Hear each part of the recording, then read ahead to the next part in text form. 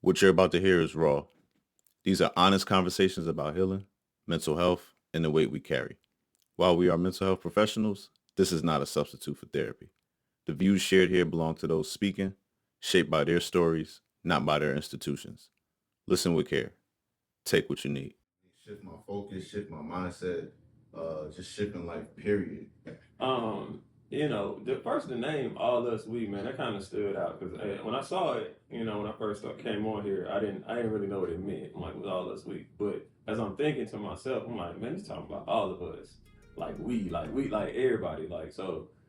That stood out to me what the vision was. Then to work with Justice and to see literally be next to him as I'm seeing his vision and where it's going, I'm like, yeah, that's exactly what it is. So it's for all of us. It's for we. It's for y'all. It's for whoever's out there.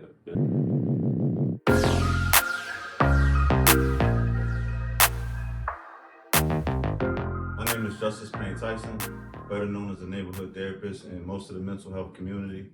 This is Shift to Heal, or whatever you heard me say. This is presented to you by All Us Week Counseling, and today's episode is sponsored by the good people at Green Shore Counseling. Shout out to them. Shift to Heal is a brainchild of a lot of us here at All Us Week Counseling. It's 5 of us currently. We came together one day and it just gelled. Man, I can't even make that up to you. Like, it felt like, people be like on some whack junk, they be like, oh, it's family. It really felt like that though. It felt like you was with your cousin, your brother. It was a moment. So we just like, yo, each person was like, yo, we gotta do something together. And this is it. This is that brainchild. We got a lot of things going for you, but the purpose of this podcast is to be different. Give something back to the community, show you a little bit of what maybe therapy looks like. This is not a replacement for therapy, let that be known. It's just hit like therapy. Today, I got with me my brother, Jonathan. Introduce yourself, man. Jonathan Caesar, I'm coming to you from Green Shore Counseling, and we're working with All Us We all together. So let's do it. Terry Jenkins, holla at us. Talk to doing Terry Jenkins Jr. Gonna be behind the scenes for this episode, but we can get it started off. Justice, again, this is definitely kind of your baby. This is some concept that you created, something that you started. Tell me what's really your core idea or core vision behind the podcast, Shift to Heal. I'm brass. I'm educated, but I'm ignorant. You know what I'm saying? So I like that Shift to Heal is about really, you got to change your mindset. You gotta have a shift in your life to get to a different place in your life. But I also like the fact that when you look at it and you take the F and you color it, look like shit to heal. I'm really one of those people. I want you to see the ignorant side of things. I want you to also see the gritty positive side of things too. Notice I say gritty positive.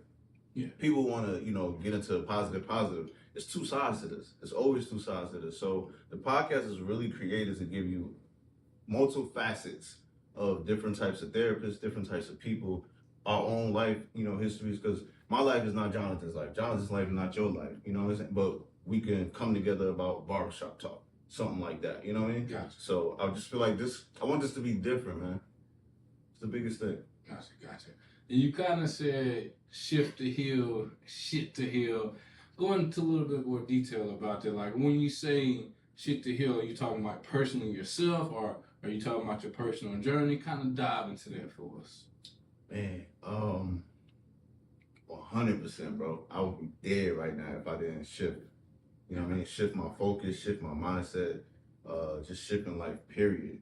So I really live by that. That's not just a thing, but shift to heal is more so for the people that listen to it, that have, because we got a lot going on in the world right now. And I feel like everybody's just so, they succumb into the mindset of what everybody else is talking about. Change your mindset, shift your mindset.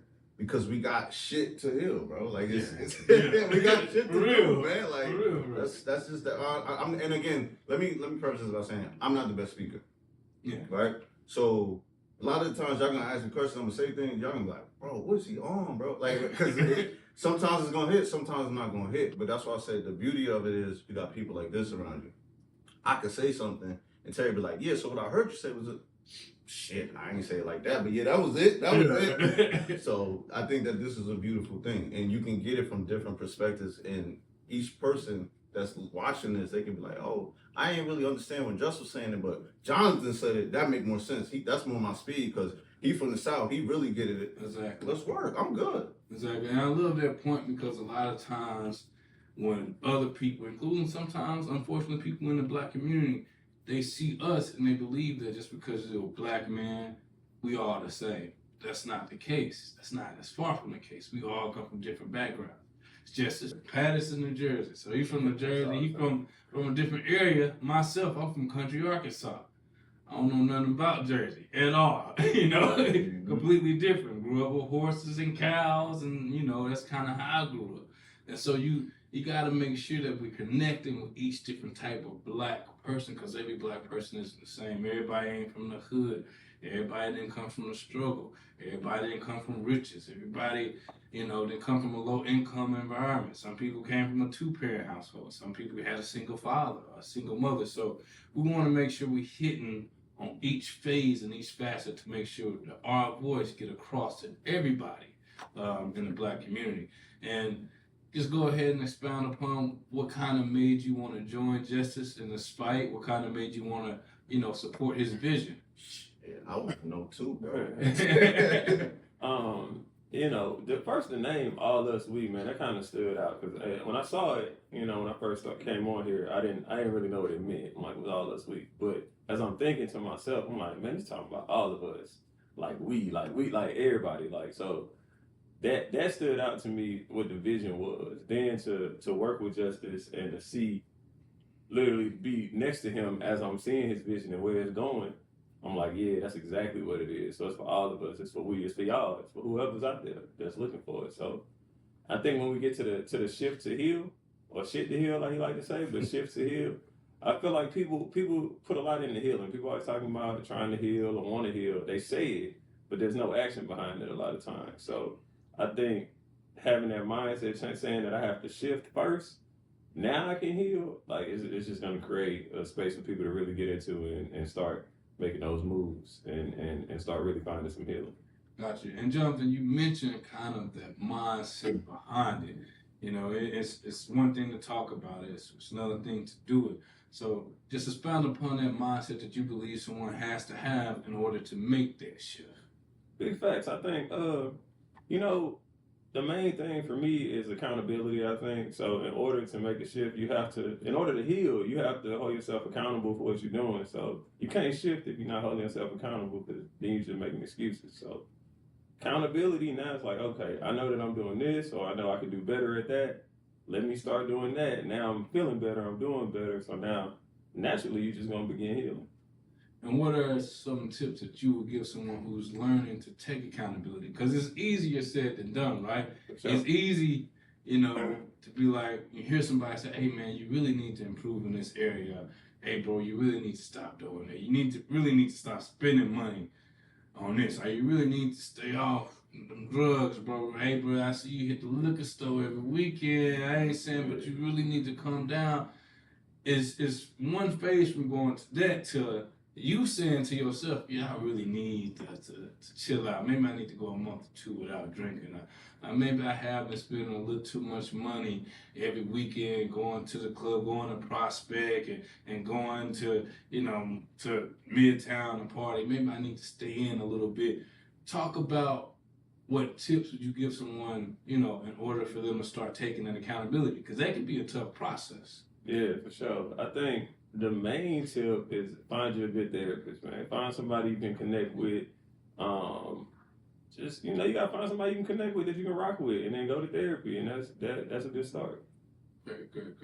And just kind of bouncing off of that, just as when he said find you a good therapist, can you kind of go into detail about that process of trying to find a good therapist and what a good therapist, quote unquote, looks like? Hey, yo, listen, bro. I'm not the person to ask that question to, bro. I'm so biased, bro. I'm so biased. But all right, let's get into it. Find you a therapist like Jonathan, right? Real talk. From me to you, bro. You on time. You make sure that you're gonna be there for the client when the client thinks that you're gonna be there, right? It's no cancellations unless it's some like true emergency, right? That's one. How do you figure that out? Okay, cool. If you can do a consultation, great, wonderful, right? But I feel like us personally, we don't really do consultations. We got our videos that go before us, right? But really what you want to do is take the chance, talk to the therapist, ask them what their biases are. That's the one nobody asks, right? What are your biases? What are you gonna do for me? How are you gonna do it? And then people be like, what's your modality? I personally don't care what your modality is. What is it? Janet Jackson, what have you done for me lately? What can you do for me? Period. Here's a problem. How would you solve it? Just give them a small problem, you know what I mean? And then see how the therapist solves it in that moment. And then you, most importantly, can the person meet you where you're at? Yeah. Honestly, like truthfully, that's the big thing for me. When I was searching for a therapist, a lot of the times they would get on there, they find out I'm a therapist, they get stuffy. I'm like, bro, that's not what I'm a kid from the hood. You got to talk to me bluntly, straight. I don't care nothing about the license behind me. Talk to me straight. Here's the bias side of finding a therapist is what I was talking about. Find a therapist that's just, whatever your personality is, find that in a therapist. Because if you try to find somebody, unless you like Jonathan, if you cool with me bringing this up. Yeah, go for it. Jonathan is the type of person, he want two therapists. He want one that don't look nothing like him, and then he want one that look like him and can match. And I think that's so smart, right? Yeah. Me personally, I'm not there yet. I'm not that hill. You feel me? I still got shifting to do, right? Right now, I still deal with the trauma that I'm dealing with. My therapist got to meet me right there. So if I tell you, like, yeah, back in the day, I did this, and this, I don't need you going, oh, well, yeah, tell me more about that. Did you do this? What's the intent of you asking me those questions? Yeah. Right? Are you engulfed in my life because it's a good movie script for you, or is genuinely like, yo, nah, what was the purpose of you grabbing that gun? What was you gonna do with it? You know what I mean? Like at 16, you know what I'm saying? Like that's what you need. Find somebody that gets you. And I know I'm gassing you up, but I'm being very serious, bro. I used to watch you in therapy sessions, bro. Remember we had the supervision and all that. Watching you move, it was just real like fluid. And I'm like, yo, that's what the game missing. So find you a Jonathan. Yeah. Real talk. I think, to add to that a little bit, I think it's important to find a good vibe. Like, you got to have a connection. You can feel a connection quick. You walk in a room with somebody. As soon as you sit down, y'all talk for, 2 minutes, you know if you like this person or not. Yeah. So, like, if it's someone you like, go through it. If it's someone you're not feeling, like, you can test it out and see if things can change, shift, grow, whatever, but find somebody you like. I like that. I like both perspectives. Definitely like what you said about Jonathan. Finding someone who can meet you where you're at. Again, whenever you seek out therapy, or a person is seeking out therapy, you don't want to try to go to this person who don't relate to you, because then when I finally open up and spill my soul out and trying to let you feel how I feel. And I look up and I'm kind of like you said, Justice, you just sitting there writing away like, you just found your best-selling novel. Right. That's not the energy I want. I want to more like, dang, okay, I can't believe, I'm sorry to hear that. Tell me what was your mindset behind you in picking up that gun. Tell me how you felt emotionally before you decide to make that decision. Tell me, as far as the environment and what you went through in the past that caused you to make this decision in that moment. You want someone to be able to dig deeper with you behind the emotional side of your decisions. Not just, oh man, I'm giving this person a great story. I'm spilling my soul out, but they can't really relate. They just got a story that they, to tell somebody else. So you definitely want that. And honestly, our community needs that. We all know kind of the persona or the image that therapy has in the Black community. Some people don't believe it at all. Certain people think, just somebody taking advantage of you. And then you got another group that says, I don't need to be sitting down talking out with nobody. I can handle it myself, especially amongst Black men. I can handle it myself. I don't need to go to somebody and be emotional. I don't need to go to somebody and open up. I don't need no, bro, I got it myself. Talk to the audience about why trying to handle your trauma yourself isn't the best choice and talk to them also about how you guys can see yourself helping them battle that trauma. I want Justice to answer that first, but something I do want to say is, Justice created all us we, right? And a lot of what you was just saying, Terry, you were saying words like all of us like men, black men, right? So he created this whole space for inclusion.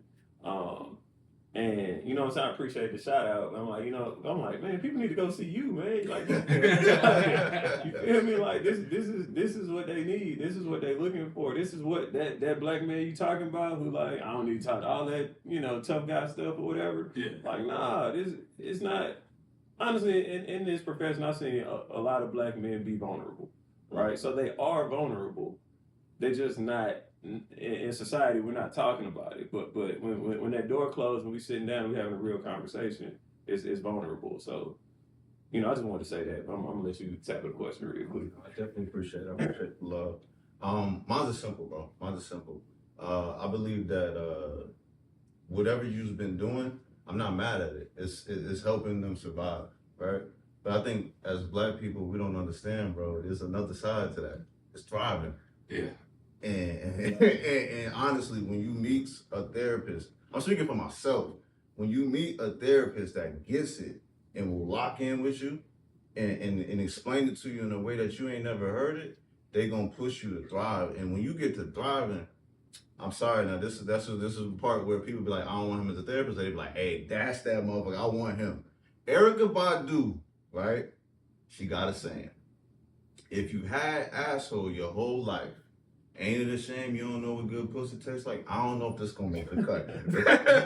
I'm just saying. I ain't never heard Erykah Badu say that. She said it. It's the same thing when she said, I'm an artist, I'm sensitive about my shit. It's the same thing, Erykah Badu, right? But I'm serious though. If you don't know what a good therapist feels like, you're in trouble. You know what I mean? It's like, what are you doing your whole life? That you surviving. And again, if that's what you want to do, that's all to you. But if you don't know what thriving looks like, at least take the opportunity to go see. I promise you, this is me talking, bro. I'm the person that came from therapies for white people. That ain't got nothing. I'm him. I'm really him. I was him. Therapy ain't got nothing to do with us. What you was just talking about. Yeah. That was me. But I'm on the other side now, and I'm like, yo. So when I talk to these people, you're right, bro. When I talk to them people like, hey, bro, I'm giving you a chance because my lady told me to be. I'm like, that's all I need, bro. That's it. Because I see you. And that's what's important, Terry. We see them, bro. Yeah. It's different. Yeah. You just said something, the surviving and thriving. So some that I came across, like as black people, they'll first thing they'll say is, I'm good, right? Mm-hmm. But good, when you peel back that and try to figure out what they mean by I'm good, they're basically just saying I'm surviving. Yeah. Like, I'm surviving, and they're content with that. They're like, I'm good. Like, no, you're not good, right? You just made it here. Yeah. Right? It's rare that when you're talking to somebody, just on some, what's up, how you doing, what's going on, that they respond in a way that means I'm thriving. So, what does that look like? What does for them?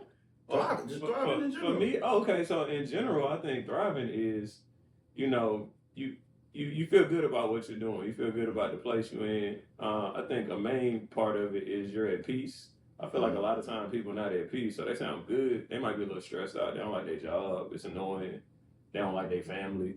It's annoying. They don't like what they got going on in their life. They got issues with their parents. It's annoying. Like all of these things are going on. So it's just like it's not thriving. It's just like it's just enough, right? So I think to find that peace where at home is cool. When you go home to your lady, you feel good when you get there. It's peaceful. When you at work, you feel like you accomplished something. Your check is what you're looking for. So that feels good. What I say, parents, if you got a good relationship with your parents, I have open communication. It's a respect there. So I think you actually feel good. Like you're using good in the right language instead of just being surviving. Yeah. Exactly. And it's something that's deep rooted into our community because a lot of us try our best just to learn how to survive. And so once you learn how to survive, it's kind of like you feel this sense of accomplishment. Like, man, at least I ain't in the hood no more. Yeah. You know what I'm saying? Hey, at least I ain't on food stamps no more. Yeah. Sure. I remember my mom was on food stamps. At least I ain't doing that. At least I ain't on public housing, Section 8 no more. You know what I'm saying? It's at least I'm doing the bare minimum. But we gotta understand that a lot of people not happy with the bare minimum.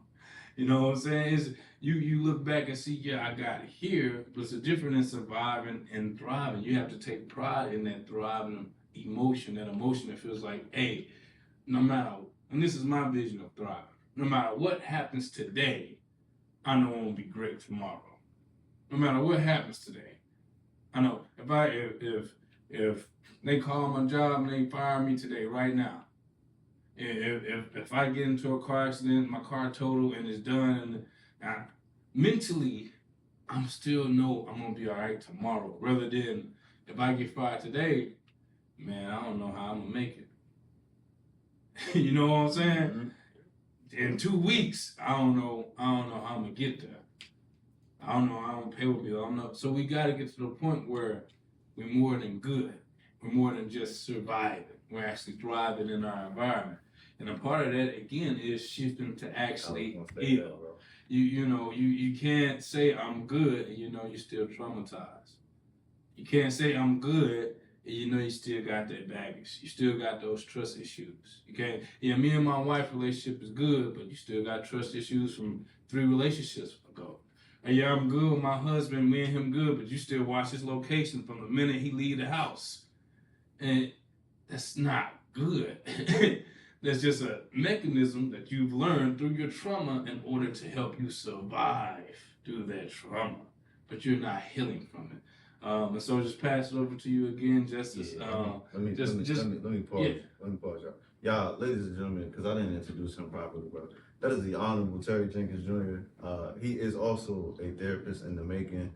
By the time this come out, he gonna be that dude. He already that dude. Jonathan is already that dude. I don't speak on me. I'm not important. Y'all know how I feel about me. Neighborhood therapist, man. Look it up, man. It's well documented. 2020. This is the most unhumble I'm gonna ever get in my life. 2020 came. The powers that be hated us. You know what I mean? They killed Brother Floyd, regardless of what he was doing. They just killed a bunch of people. Breonna Taylor. There's so many people to name. And the journey of me coming out of college, going to a predominantly Hispanic and white college, being one of the only black man in the classes. This, what you're about to witness, Shift to Heal, this is gonna be the embodiment of, damn, they did that. Black faces, Asian faces, you know what I mean? And whoever else want to join us, like we not practicing hate. But anytime we start talking about black, is y'all being racist. You can't be racist if you black. I'm not getting on my vent box. I'm just saying, yo, listen, you got to shift your mindset in order to heal. And that's what I personally did in 2020. The outlook of therapy, it looked so much different. You can go back, you can see it. It was suit and tie. I got people I can name. C. Anderson, James Harris, Aaron Muller, Justice Payne Tyson, Nakia Lauer. We are them one-on-ones. We came and single-handedly, we changed the fucking landscape. And we here to continue to change the landscape. Get a game to Terry. Get a game to Jonathan. Let them put their own, what you say out here? Swing and bang on that thing, right? Whatever it is, right? Regionally. You're gonna come out here, you're gonna put that on there. And that's what this is really about. And that's where I'm from. My hood is each one teach one. We still live by that. That's what this is. Appreciate y'all for rocking with us. Hey, are you saying we shifting mental health? 1,000%. All right. And I'm not even being humble about that. Yeah. Like, you can feel it. Like, you know what I mean? You know certain things you're a part of. You're just like, oh, this is cool. Yeah. This feel different. It's different. Yeah. Shifting.